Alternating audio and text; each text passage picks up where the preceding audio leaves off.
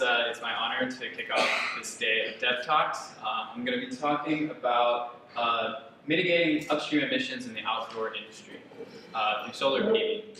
So, if you own a pair of Vans sneakers, or a JanSport backpack, or a North Face jacket, this talk is about you.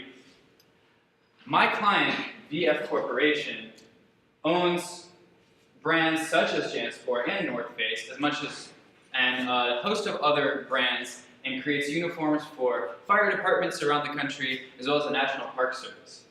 VF is part of the Sustainable Apparel Coalition, which is a community of universities, of trade organizations, and brands that work together to solve sustainability issues in the apparel industry. And so what VF was interested in is how to work with contractors in Indonesia in order to mitigate upstream emissions by investing in renewable energy.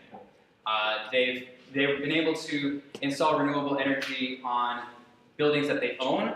However, it's a much different story when they're talking about buildings that they don't necessarily own, but they do hold a stake in. So the problem with coal in Indonesia is that it's the dominant source of energy.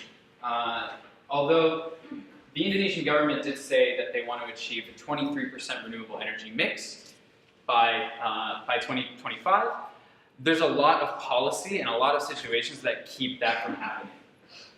So if you're into numbers, there's some up here, but the point that I want to present is that renewable energy is cost prohibitive at the residential scale. As Matt Mays in the previous talk talked about, even in California, where you have all of these laws that support renewable energy, putting solar panels on your rooftop is just not economical.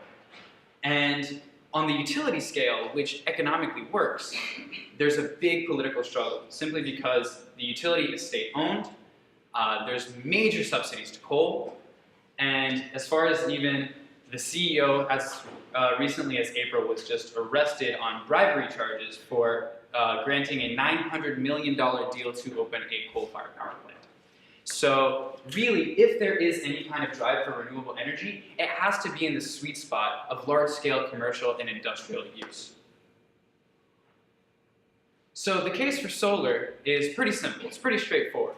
You have these facilities that sew, they finish, and they package jackets or shoes or backpacks. And essentially, it lines up great with solar PV.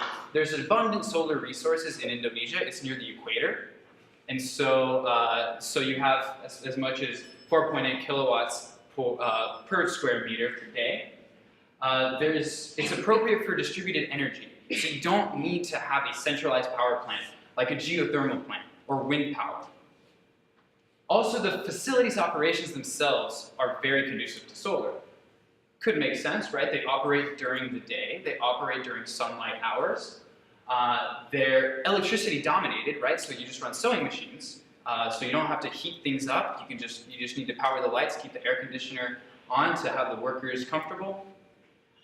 There's a consistent base load, so there's this very predictable a very predictable demand, which is great for solar.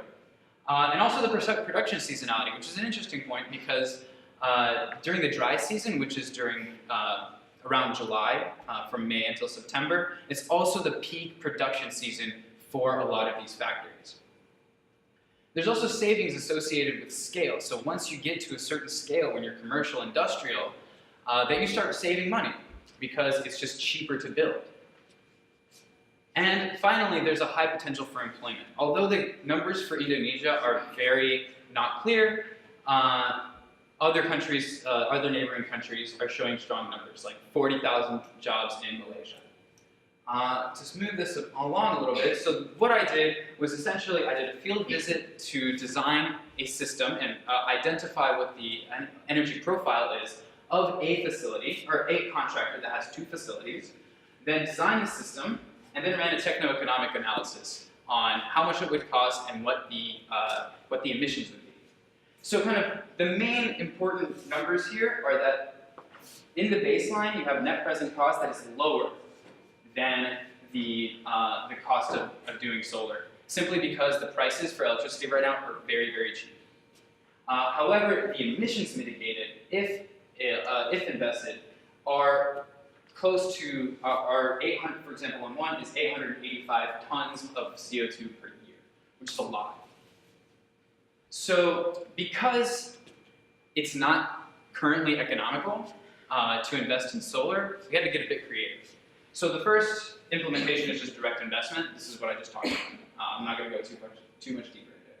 Second is having a PPA, or power purchasing agreement, with a local producer, or a build, own, and operate and transfer agreement. Basically, a solar developer builds the system on the roof.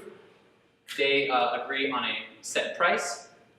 And so over the course of the next 10, 15 years, the factory is able to pay a stable price for their power. And finally, this is the most creative one and has the most impact, is that to activate international development funds, programs have to be at least $25 million. So this is kind of this might seem exhaustive. However, because VF is so connected with so many of these facilities, they can link them together in a portfolio and apply for grants from the Asian Development Bank or some of the local development finance entities that will support these kinds of projects. And yeah, that's what I did.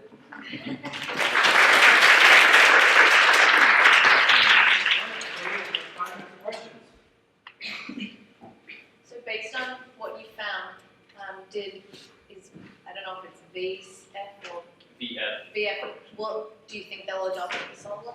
So so they've already adopted solar for the ones that they own. So they do have some kind of motivation to do that. However, once I submit my report, we're going to have another iteration. I've got several PV producers lined up that are willing to engage.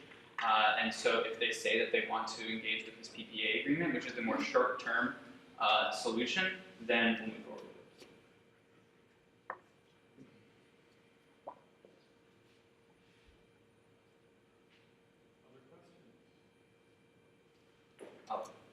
Could you add another row to the kind of like the spreadsheet where you talk about the cost of like a cap and trade agreement in order to make the net cost? If VF had to pay for their emissions, would it be a net cost? So yes, in the further analysis, there is a scenario where if there is a penalty of $60 per kilogram of CO2, then it is viable. However, this would have to be a self-imposed tax because there is no cap and trade in Indonesia. It's kind of a hard sell. Maybe just building on that, I know a lot of garment producers are kind of trying to anticipate a future in which there will be regulation regarding paying for externalities, and so it's building into a lot of their risk assessments. So I think you can make a case for it, even if it's not currently like on the platform, especially because they're a multinational, not just Indonesia. So actually, that's kind of the point with the fact that the current utility is currently running a huge funding gap.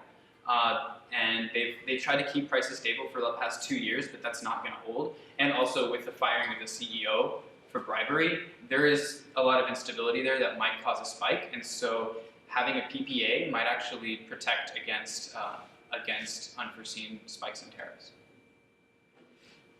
Somewhat related to that, can you talk a little bit about the power relationships between VF, the owners of these companies, the power utility, and the government? How is all that going to work to favor this happening or not happening? Right. So that's a very important point. So one of the things is so the relationship between VF and the contractors is that the contractors, especially of this facility, produces 80 to 95% of VF profits. So VF can actually come in and say, hey, we want you to do this. We want you to have health standards. We want you to have energy efficiency standards. And if you don't comply, then we'll start lowering our orders, that's kind of the power move that they can have. So that's interesting. However, with the government and PLN and the utility, the problem there, of course, is that PLN is trying to get more people to use their power because they have funding gap. So that's why the proposal is a behind-the-meter PPA. So basically, this is a conversation between the contractor, VF in certain parts, and the solar company, and because it works because they wouldn't have to use any of the transmission lines, any of the infrastructure of the utility. So they kind of have to take a seat and follow whatever the regulations that like require a certain percentage of buyback. So it's very important to try to keep as limited interaction with